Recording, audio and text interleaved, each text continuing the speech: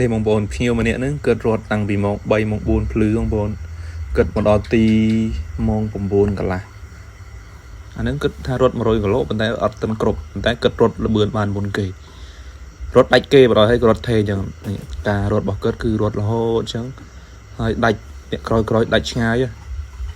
ហើយក៏រត់ស្មើល្អក៏រត់ស្មើនឹងបានឈប់មកផ្លេតទេដោយសារតែគាត់រត់យូរដែរគាត់រត់តាំងពីម៉ោង3ម៉ោង4បងប្អូនប៉ុន្តែលបឿនគាត់អញ្ចឹងហើយនេះលបឿនគាត់មកត្រឹកអញ្ចឹងរហូតគ្រប់កន្លែងខ្ញុំឃើញគាត់គឺរត់អញ្ចឹងតែលបឿនមកគាត់នៅថេជាងខ្លាំងទេស្មើរត់នេះចូលក្នុងព្រៃឡើយផ្លក់នេះហ្នឹងហើយបងប្អូនមើលការរត់របស់គាត់ហើយសាច់គាត់ស្ងួតល្អមិនគ្មានចិត្តខ្លាញ់ទេបងប្អូនរត់ស្មើជើងសរសើរគាត់មែនតើនេះខ្ញុំជួបរហូតដែរតាំងពីព្រឹក